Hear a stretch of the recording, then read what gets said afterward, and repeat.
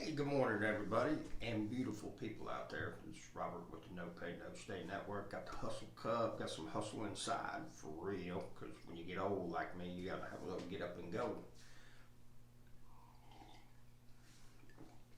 Have some new subscribers reach out. Greatly appreciate that. Even have a guy named Wesley Biggerstaff reach out.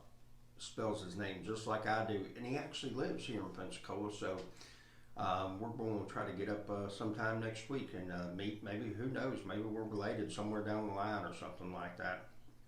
So, um, you know, we, we got a lot of stuff going on in this country right now. And, I love what Tim said about, the people that are going to still succeed, the rules will change. They'll learn those rules, they'll adapt to them, and use them to their advantage and keep on going. There's going to be some people that are going to say, you know what, it's impossible for me to do any better, and so I'm just going to have to throw in the towel.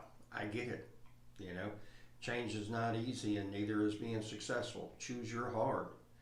You know, I have a lot of people ask me, say, well, what does it take to be successful? It takes a lot of things. But I will say this, it has to be your number one priority in life. I've never seen people make anything substantial by part-time hustle. And I'm not saying that if you do that, it's bad, it's wrong.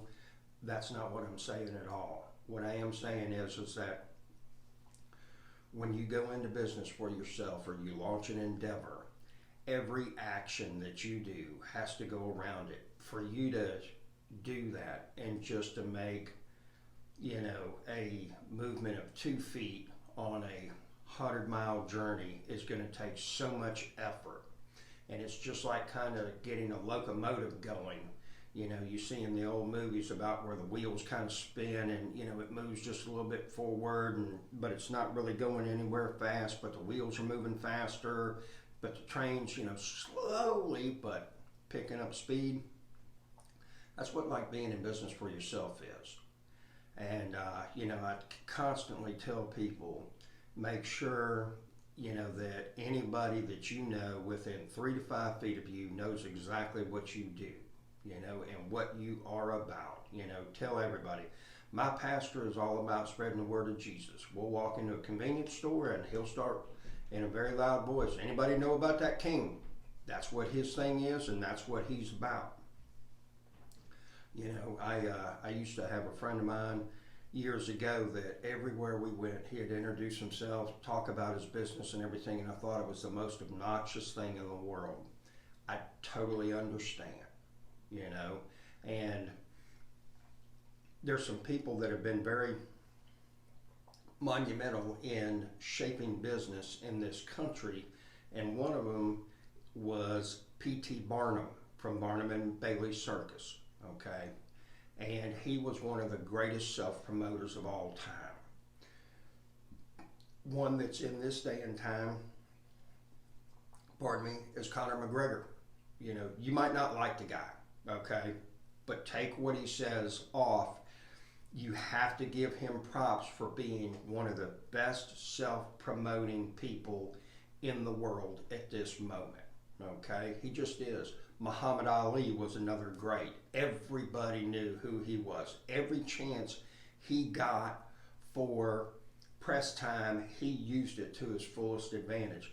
That's what you have to do with this. When you start, I don't care if it's gutter cleaning, being a handyman, dump trailer hustle, being a seamstress, getting a food truck, hot dog stand. I don't care. If you got a hot dog stand and you're in the grocery store, you better be saying, hey, I'm at the corner of such and such and such and such. You need to come by. I got the best hot dogs around.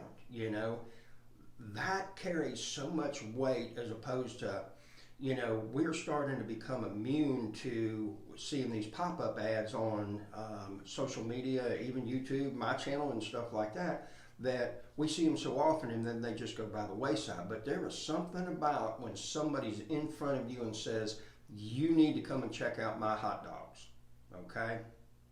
There's something that resonates about that.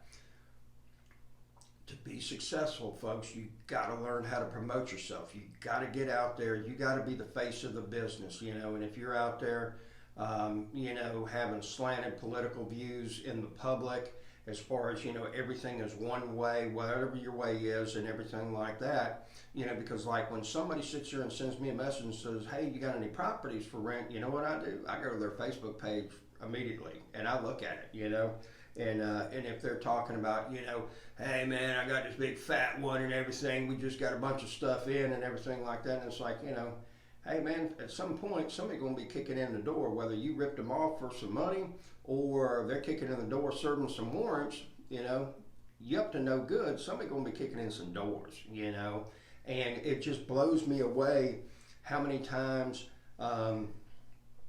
people will apply for a job with me, and then you go to their website or their Facebook page, and it's like, oh man, nobody wants to pay any money and everything, and people expect you to be on time, and this guy told me I couldn't have my phone on my job, so screw him, I walked off and quit, I ain't got to put up with that and everything. Is that a team player that you want to come to work for your company? Even if it's not your company, do you want that person working beside you? Do you think they're going to tote their load that they are hired for? I don't know. You make the call. What I am saying is that you need to promote yourself and learn how. Keep putting yourself out there, even if it's just as simple as, hey, I got a dump trailer, I can help you haul some stuff, here's my card, whatever, but just getting in front of people and making that kind of stuff happen, because again, the power of speech and being in front of somebody, you taking the time, because so many people are scared to death to speak to a complete stranger. Okay, me fortunately, I ain't never had that problem at all in my life. Nope, I get up in front of you, I don't care. And so, and I guarantee that 99.9% of those people that you get in front of, they're not thinking about, oh, well, he got a booger hanging out his nose or his clothes ain't right or anything. They're admiring you because you have that spirit and you've got that confidence. And everybody loves an underdog. Okay, so if you're like, hey, I just got my hot dog cart, I just getting started and everything, I appreciate you coming by and see me and everything like that. Great, because I'm going to tell you, if you get 1,000 people to come see you, you're probably only going to get 100 of them next week, which means that to get 100 solid customers, you're going to, or get 1,000 solid customers, you're probably going to have to get 25,000 people to come and buy hot dogs from you. That's just what we call customer retention. Okay, it takes a nuclear blast to get somebody to come and see you the first time, and that blast has got to be 5 times as big for them to come back the second time. Once that starts to happen, you might be able to create the pattern with them, and they'll start shopping with you, whatever your service is. It's Ronald Robert with the No Pay No Stay Network. You got my email, reach out to me, I'll answer you as soon as I can. I hope that you have a fantastic day, be blessed, keep hustle, keep grinding. Don't give up on your dreams.